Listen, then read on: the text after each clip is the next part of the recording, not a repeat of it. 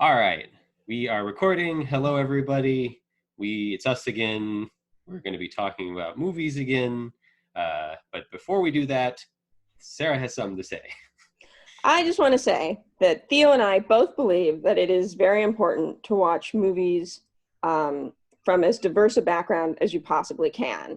That this is really important and that it really exposes you to a lot of things that you might not be exposed to in your everyday life. And that this watching things from a diverse, it's not going to change the world. I'm not that self-important that I think that just me watching movies passively is going to change the world. But I think it's really important for changing how you think, for thinking critically, for questioning things, for just exposing yourself to these things is important if you're into movies. And the reason I wanted to say this is because it is the weekend after George Floyd was murdered, and there has been just a lot of conversation in the United States and on social media. And Theo and I are very against racism and institutionalized racism, but we are also very aware of how ignorant we are about everything, and that you should really read and watch and listen to people who are more educated about the complexities and what should be done about it, and then act in your personal lives. And Theo and I also try to act in our personal lives just to make the world as good a place for everyone as possible. And that's what I wanted to say. And I second that thought. She is better writing than me, so I second that thought. I took a day to think about it, what I really wanted to say. So there we go. Yeah, there we go. But we're now going to move to more our usual movie fare, because that's still what we do, and that is how we distract ourselves sometimes from things that are icky. And so I have my little talking points, and the first one I want to talk about is something I don't think you even care about, but I'm just curious if you have any thoughts about this. Do you care about the Snyder Cut? I think that's for someone else. Do you even remember watching Justice League? Yes, and here's what I'm going to say about, here's what I think I should probably say about Zack Snyder, is he did Watchmen, yes, which is probably the first Zack Snyder film I saw, and basically told me everything I needed to know, and that he's not for me. I think he has a perspective and a point of view and a thing he's trying to do, but I was not into Watchmen. I thought it was pompous and overblown and used musical cues to create moods.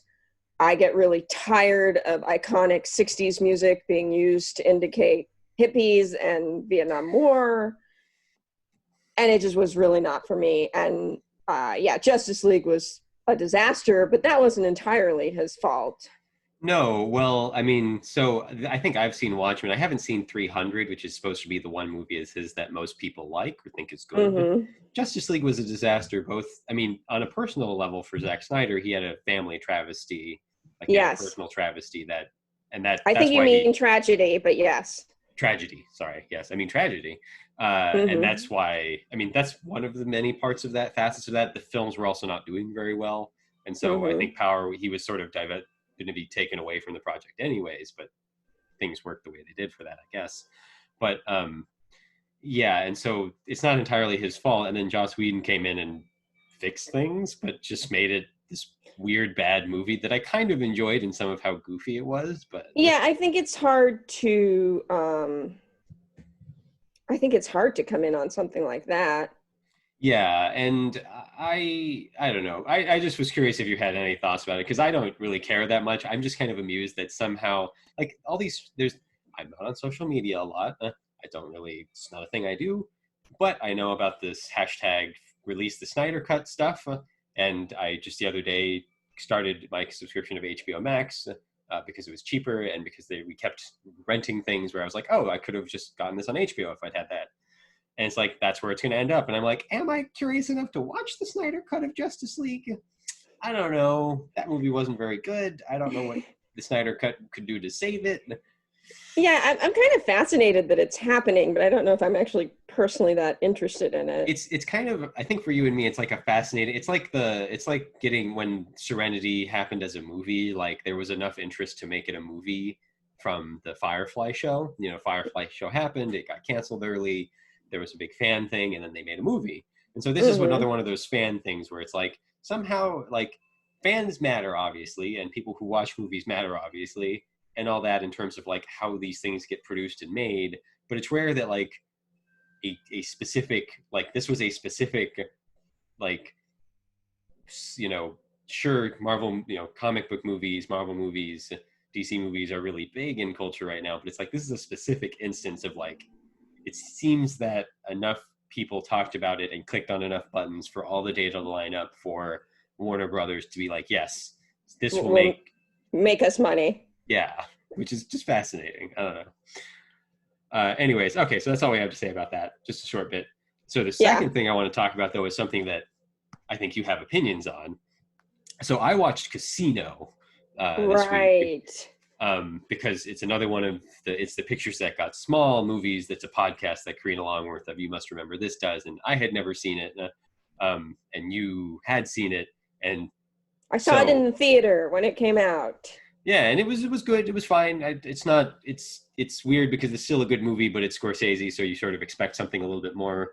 I've actually haven't seen a number like I haven't seen Mean Street or Goodfellas, which are like some of his famous earlier movies, or at Mm-hmm. least yeah, I guess first half of his career movies. But you have a feeling about gangsters and mob Okay, movies. I'm not going to say that I have feelings about Scorsese because I have not seen enough Scorsese. And when I hear people talk about him, you included, I hear a lot of focus on the craft. And I think craft is incredibly important. But at the end of the day, I am more interested in stories and characters. Unless it's So animation. yes, yes. I mean, yes, I would. That is, when it comes to animation, I'm probably more interested in the craft. But in the case of live action fictional movies, I am more interested in stories and character. And Scorsese tends to focus on these very masculine things, whether or not he is interrogating You think or he walks a line, which is funny because I don't think he approaches that line as much as you do. I guess where it's well, like, no, it's that's not really what the problem is. And I recognize this because I recently watched a film that has this problem, and I don't even really want to go into it. But basically, there is a certain point where depicting a thing a certain way gets people interested in it, right, and maybe the wrong people. Unfortunately, we have no control over this, and I'm not ready to say like we shouldn't do certain things because the wrong people are going to blah blah blah. yeah, I'm not a I, big fan of that argument either. no, I don't want to go there. But in the case of the mob, the specifically usually the Italian mafia, sometimes there's Jewish guys involved, Or Irishman. Irishmen, yeah. I don't like those movies very much because, for one thing, it just falls into the bucket list that Westerns often do of like which man wins over which man, which is not a story I find terribly interesting. Um, so there's that aspect of it. But the other aspect of it is I think that it tends to romanticize what are essentially murderers and criminals in a way that I don't get a lot out of, and I maybe don't approve of, even though I don't think anyone should do anything based on whether I approve of it or not. But on a personal level, I don't want to watch. um, Right. Well, and because I think that if you switched the ethnicity or made the movie about Ted Bundy, there would be more objection to it. I mean, we did have that Ted Bundy film, and there but was some objection to it. yeah, although most of the objection I heard was that it was just not very good in general. So, you know. It's interesting because we've talked about The Irishman a lot, considering that it's a movie you haven't seen. You watched Yes. the first 30 minutes of it or something, right? Which Yeah, and is not it even was not it was it's a, not optimal conditions where I was necessarily, it was one of those things where my opinion wasn't asked and then we were putting The Irishman on, which I don't think is a fair that's fair. It's way also to it's humorous because usually that'd be like a third of the movie, and that's only like a seventh of the movie because it's 3.5 hours long. I saw it in yeah. theaters, for the record. Let it be known to anyone listening to Mhm. this. Well, it's just interesting because, like, we've also had this discussion about Taxi Driver, and it's about, we keep mentioning Scorsese movies, but that's because that's what's coming to mind. But like, Mhm. Taxi Driver to me is this movie. I think a lot of what I've seen of course, Scorsese's movies, and it's specifically his good ones, is including The Irishman and specifically Taxi Driver, are very probative of like, if you take masculinity to a certain extreme or to a certain point, it's just bad. Like his movies are about like the bad parts of masculinity in a way to me. His movies are almost about toxic masculinity before that term existed. Yeah. And it's like, I agree. and so it's like Taxi Driver to me is interesting because it's like, I don't know. I think I heard him say this or I read this somewhere where it's like Taxi Driver is about the logical end result of somebody taking masculinity to its worst place.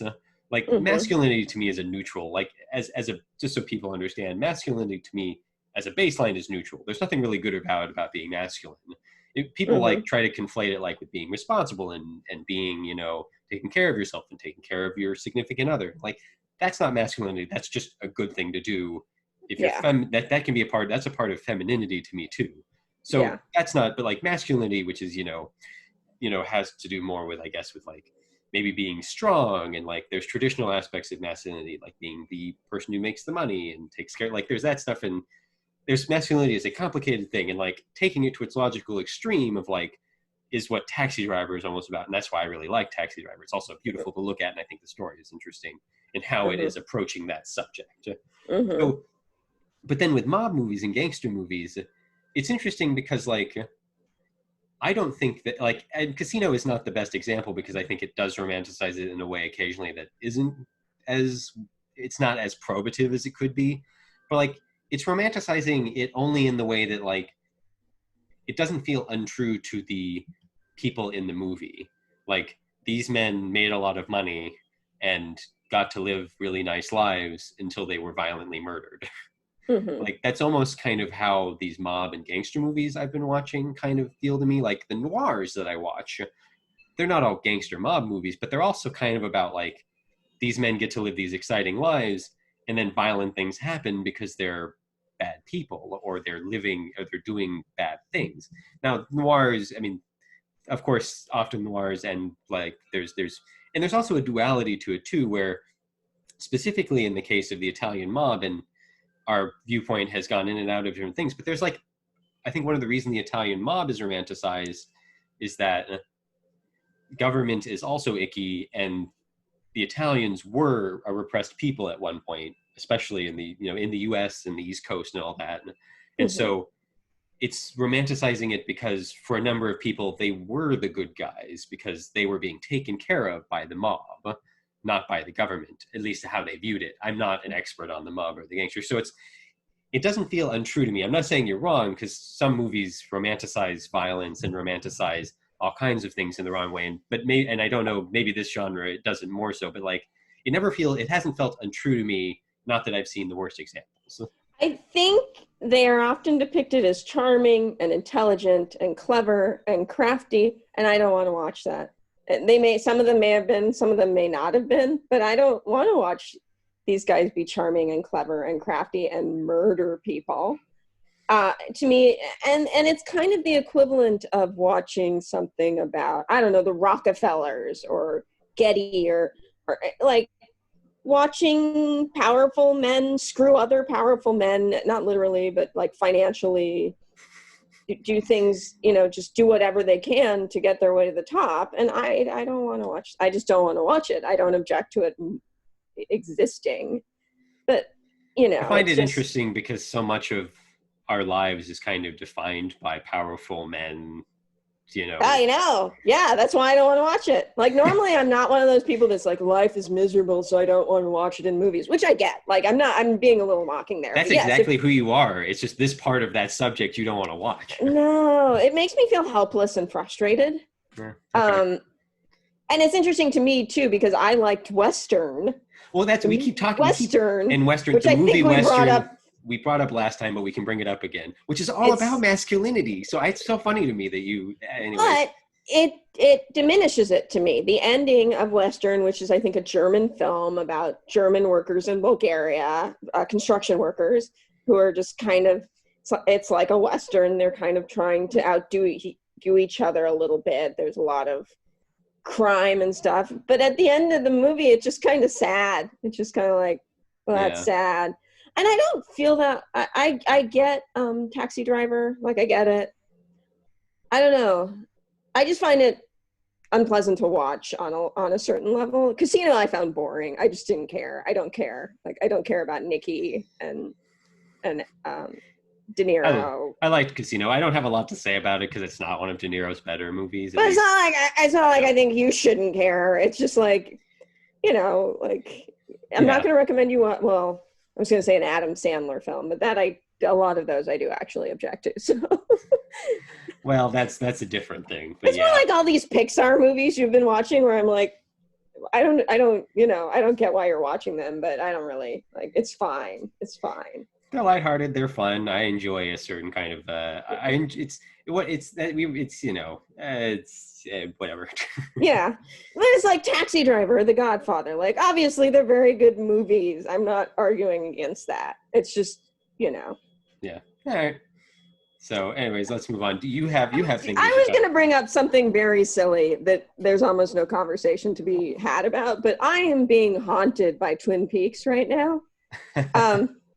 So we watched the 1988 version of The Blob, where it was kind of like, there's something a little Twin Peaks about this, because it's these like 50s conventions, but in the late 80s, and Twin Peaks is the original 2 seasons is from like 1990, so it might as well be the late 80s. And then watching The Blob, Jack Nance shows up, and Jack Nance is in Twin Peaks. He's the doctor in The Blob when they first go to the hospital. He's not on for very long, but that's him. And I mostly remember him as being in Twin Peaks, saying something like, I found a fish in the percolator. He says something in the first episode, I watched the first episode of Twin Peaks a number of times and not the rest of it. But then for the record, I've seen, I think, the first half of the first episode, and that's all I've seen of Twin Peaks. Right. But then he showed up in a trailer for something that Kirby was watching, and I can't even find what it was. I can't figure out what it was, but I was like, is that him again?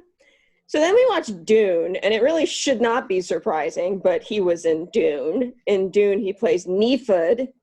But there's a couple other Twin Peaks guys. Well, it's David Lynch. For those, this is the 1984 Dune. David Lynch. We do not have access to whatever the new Dune is that I'm looking forward to. Yes. So this is the 1984 Dune, which also has Kyle MacLachlan in it, and who's also from Twin Peaks. And then I forget the name of the last guy. I can probably pull him up, but he is also in Twin Peaks. And so I feel like I'm being I mean, I guess this is a relatively small number of incidences. It just, the last thing is that this kitten rescue person that I follow, she's fairly popular. She's the Kitten Lady. I think she's Kitten X Lady on Instagram. Has named her recent litter of kittens after the characters in Twin Peaks. So she has Agent Cooper and Hawk and not Nancy, what's her name? Well, there's Andy and I forget. Laura or something, I don't know. Oh, Laura. Oh, yeah, she does have Laura Palmer. Lucy is the other. Excellent. Oh, Michael Ontkeen, who plays Sheriff Harry Truman, was in Slapshot. That is the other way I'm being haunted You by do have Twin it. I Peaks think people. I keep using the word synchronicity. I think that's what Yeah. this is. It's you've had a number of occurrences. Yes, and I believe the guy who is in Dune, and Twin Peaks. His name is Everett McGill, to give the actor proper credit, and he plays Stilgar in Dune. Remember Stilgar? The names in Dune are so I don't. Nephid and Stilgar. I'm sure I'm pronouncing them wrong. All I know is Paul Muad'Dib. So anyway, yeah. So Slapshot, The Blob, Dune, trailer for something. It's just funny. I guess it's just to lead this somewhere possibly slightly more interesting. It's interesting because we're watching so many movies. I'm starting to really like Laszlo Kovacs, the cinematographer, keeps showing up for me. Quincy Jones has done the soundtrack of a number of like the 60s, 70s films that I've been watching. Well, that might be because Criterion did a curated thing on him. So even the fact that they're available in that way. Yeah. So it's just interesting that I keep, not interesting, but there's a lot of that. Well, okay. So let's lead this into something. So in Bad Day at Black Rock, a movie that I watched recently that Sarah wanted me to watch, and that somebody we have a fan on Facebook, a Facebook acquaintance fan who mentioned it. We're like, all right, I should just watch this. Okay, so we've been watching so many movies, and you're having these synchronicity moments with Twin Peaks, which is something I should watch. But I had this weird moment where I was watching Bad Day at Black Rock, and I'm like, everybody in this is somebody I've seen in a movie in the last 2 months, because Spencer Tracy gets off a train, and I had just watched him a few nights before in Boys Town. That was even specifically why I was watching Bad Day at Black Rock. So not necessarily synchronicity in that specific case. No, but it was a moment. Then Lee Marvin shows up, and Lee Marvin was in Cat Ballou, and he was in which you had just watched. Which I had just watched a couple of days. You should see him from my side. And then he was also in it's like the Big Heat, or it's one of the Colombian noirs. I can't remember the name right now, but it's like Big Heat or something. And then Ernest Borgnine shows up, and he was in Escape from New York, and also From Here to Eternity. And also he was then mentioned a few minutes later. He was like later on a podcast I listened to, Linoleum Knife, which is Alonso Duralde and Dave White's podcast. And apparently he was a shit in his later life and didn't like gay people, so he wouldn't see Brokeback Mountain. But he was in all those movies, and it was weird to see him in all those movies. And then it also had who else was there? Was somebody else in it too, and I was like, oh, and then the sheriff in that, I forget his name, but the sheriff in that is the general in White Christmas. And it was like they're all it's like this weird thing where you like think that they're like gathering together in a movie for you or something. And so anyways, I had been interested in watching. We're just going to go off. This is like, this might be like listening to people talk about their dreams, and it's fine, but we're doing this for us, not, and hoping other people might enjoy it. I'm going to leave this synchronicity. Been trying to kind of catch up on Keir Dullea. So I watched Black Christmas, right?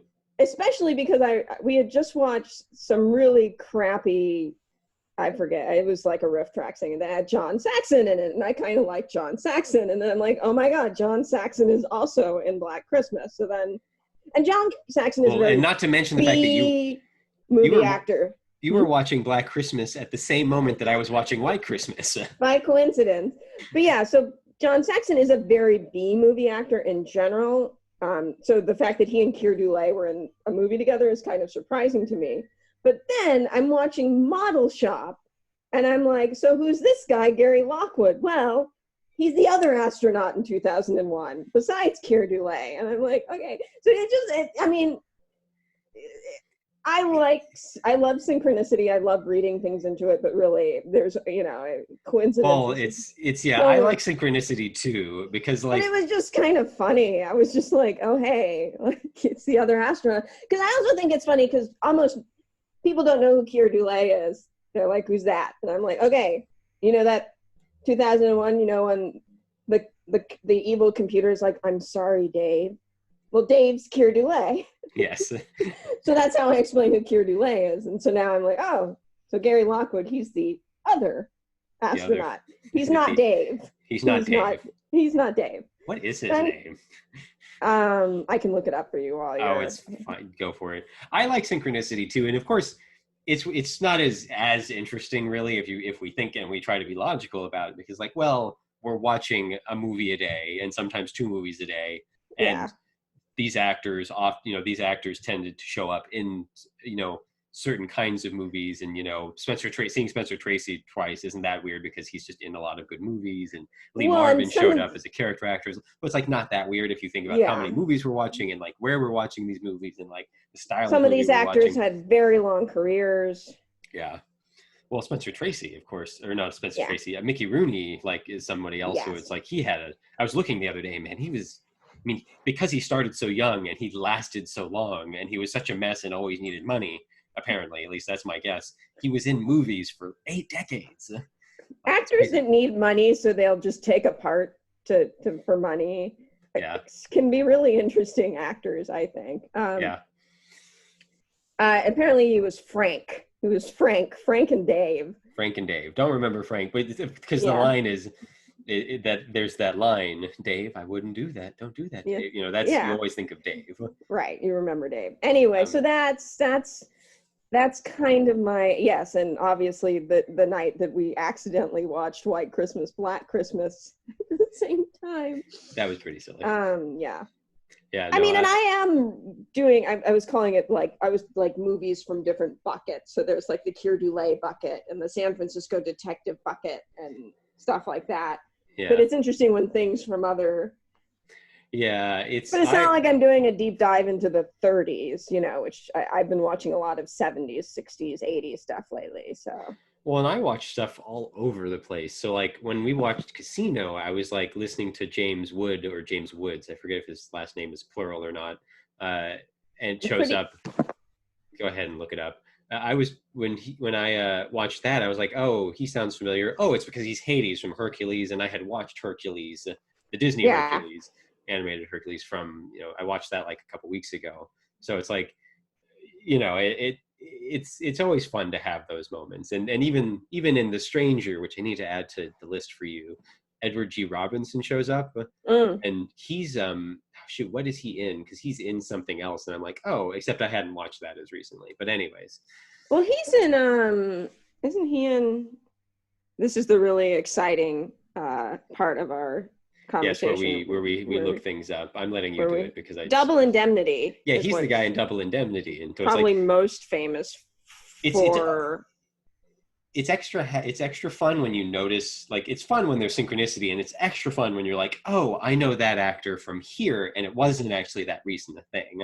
Like when Max von Sydow shows up in Dune, it's like I've watched a movie with him because a Bergman movie, which means of course Sydow's in it, but like he shows up in Dune, and for a second you're like, is that who I think it is? And I'm like, oh, it is. Well, it's like running into as someone from one place, like in a completely different place, and it's like, what are you doing here? Yeah. Edward G. Robinson was also in 2 Weeks in Another Town, which I watched not so long ago, which is the Minnelli film with Kirk Douglas is in it too. And Dean Stockwell, who's in Battlestar Galactica, shows up in Dune, and it's like, oh, hey, it's Dean, and he's also in The Player randomly. Yeah. Oh, and it's James Woods. Anyways, we've done enough synchronicity, probably. I don't know how interesting this is or not for other people, but we're having fun. Yeah. Anything else? Yeah, I could talk about maybe one more thing if you want to, if you have a thing. Otherwise, I'm pretty good. I don't really need to. We mentioned, okay, well, actually, I mean, how about this? So you liked Three Women. Yes. And I thought it was a good movie that I didn't care for, and I'm going to explain that to people, and then I want to hear your take on Three Women. So Three Women is by Robert Altman, and I watched it, and early on I sort of figured out what was going on, and I sort of figured out where the movie was going to go. I mean, we spoil these things. As a reminder to people, we spoil things. I'm going to spoil this. I figured out early on that, like, oh, they're all the same woman. There's going to be something at the end where, they change places or something, and it's going to be meaningful and symbolic. And so I then spent the rest of the movie in understanding that it was a good movie and being like, well, I don't know. I kind of understand where this is going, and I just wasn't finding my inroad to it very much. This reminded me of The Killing of a Sacred Deer, which I saw in theaters, and very early on, spoilers for The Killing of a Sacred Deer, early on I was like, oh, and because I'd seen the trailer for that one, I sort of knew what the conceit was. I was like, oh, the kid, Barry Keoghan, is going to make Colin Firth shoot one of his kids or something, or not shoot, he's going to make him kill one of his kids, but Colin Firth's not going to choose. Not Colin Firth. Oh, not Colin Firth. Who am I thinking? Oh, Colin Farrell. Yes. Sorry, wrong Colin. Colin Farrell. He's going to make Colin Farrell, kill one of his wife or one of his kids in the movie. And so I'm like, okay, yeah, except that Colin Farrell is going to wuss out and isn't going to pick. He's just going to choose randomly somehow. And it's going to kind of all be about the torture leading up to that. And again, that was a good movie. I understood it was a good movie. Like Three Women. I'm like, I don't understand why. Like The Godfather and Taxi Driver? Also good movies. And I don't understand my own head with what, because I like movies like that are weird and stuff. You probably are more the two of us who likes that, but I like weird movies. I liked, I don't know, name a movie that's weird. I probably liked it. But I want to hear your take on Three Women. Red Desert. Did you like Red Desert? I like Red Desert. I liked Red Desert. Well, you've already kind of heard my take on it, though. So you and I were talking about this the other day a little bit because I watched Separate Tables. And you accused me of liking movies about aliens. Yes. She was like, which is totally true. Trust, Hal Hartley's Trust, where it's, these two weird people meeting each other and kind of improving each other while not becoming any less weird. Yeah. And you liked it okay. Yeah. I am deeply sympathetic to people who are struggling with reality. Mm-hmm. And you call them aliens, but I feel like one so often where in daily life, I just want to be like, hold up. Is anyone seeing what's happening? I also like absurdism. Right. Which touches on that a little bit, which is this is deeply strange. It only seems normal because we wake up and deal with it every day. But this is all nuts, what is happening. And so in something like probably more Three Women and Killing of a Sacred Deer than Trust, although somewhat, I just see people like me who are trying to have conversation. Shelley Duvall is really, and listening to It's the Pictures That Got Small podcast, listening to them talk about it really solidified. She is the movie. Watch that movie just to see her. Yeah. And just her attempts to be a human being where she's having these mindless conversations and she's set her apartment up because this seems to be how you're supposed to be a woman. You're supposed to have parties where you make these foods and have your apartment decorated a certain way, and then so on. And then she finds this other woman who gets it, who seems to be in line with who seems to reinforce the fact that she's got a handle on life, and she wants that until it gets a little toxic. I'm there. I don't care how that ends. I'm just, in Killing of a Sacred Deer, they were all just trying to be human beings and going along with what seemed their reality had become. And it was very strange, but it was I guess this is what we're doing now. And Playtime had aspects of that where it's I guess Buster Keaton has aspects of that. If you watch his comedy, there's a lot of times where something goes wrong and he has to adapt to it, but he adapts to it in an insane kind of a way. The example I can think of is he has a telescope that immediately bend. So he bends over and points it in the right direction. Right. I feel we're constantly doing that in life. It's life is stranger than fiction. So that's why I think those people aren't aliens, and in fact, those people are me. I think you're an alien. Tables is about people doing choices that I don't understand, that absolutely baffle me. And we've said we're going to do spoilers. So like urging your fiance to get back together with the wife he once abused so badly she was in the hospital and has a scar and you got put in jail. I think that could very well have happened in real life. You're going to need to tell me why someone would do that because I don't like what like that's I have like I want to have nothing to do with this movie. It just sounds so anti-Theo. Yeah, I mean, I thought it was interesting, but when you talk about aliens, like to me, that's like why did you do that? Like, well, so Jill, I accept that you do that, and this is a melodrama. So explain to me why that happened. so my girlfriend Jill Mm-hmm. has taken to calling me an alien, and I'll be like, "Well, Sarah's an alien." She's like, "Well, Sarah's more of an alien than you, but you're still an alien." And so like we're both aliens, right? But it's like I have my own things I like that are weird and alien-esque, but like there's an aspect to it where like I'm watching something and I'm like, oh, this is about a certain kind of person, and this certain kind of person Sarah's going to empathize with or symbolize with because you don't get to see yourself portrayed in like big budget action movies, or like there's never a rom-com that like is your character. So Yeah. like it's like I kind of get it from that perspective. I also understand that like now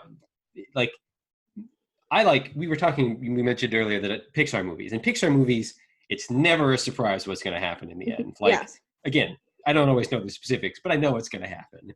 Yeah. And it's about the journey to get there. Like Coco was a movie where I listened to a couple of reviews and they were kind of like, well, it was a little too obvious where it was going. It didn't break the formula enough. And meanwhile, I'm like, oh, I just love the journey to get where it was going, which is a part of why I figure Three Women works for you, is there's all these moments along the way where there's like, it's sort of probative of like, this woman, what does it mean? Who is this woman? What does it mean? Like, she likes this woman. How young is she? And all that. I enjoy the exploration of it. Yeah. I don't care where it's going. Meanwhile, because I knew where it was going and stuff, whenever you know where something is going and you figure out enough of it, you kind of know where the exploration is going to end up. There might be a little less for you, but it's not going to kill a movie. I could have still enjoyed the journey. I have a thought, but if you're finishing your thought, I don't want to interrupt. I was just going to say, like, there were things in the exploration of Three Women that I should have enjoyed, and for some reason I didn't, because, like, it's like, yeah, it's kind of interesting, and they're kind of kooky, and the twins are weird, and, like, the whole parents who may not be her, who are or aren't Sissy Spacek's character's parents, like, who knows?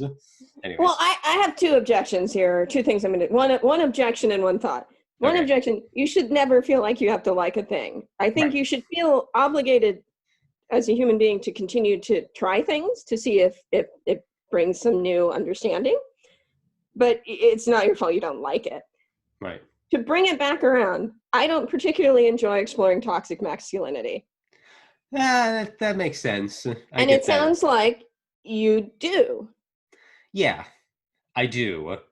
Which is odd. I actually read a book where I enjoyed the toxic masculinity. There's something about watching it in a movie form that doesn't. But a part of why Three Women is so confusing to me internally is like, I really enjoy stories about women. Like Three Women is a really feminine movie, I think. Mm-hmm. I think it's a pretty feminine movie, right?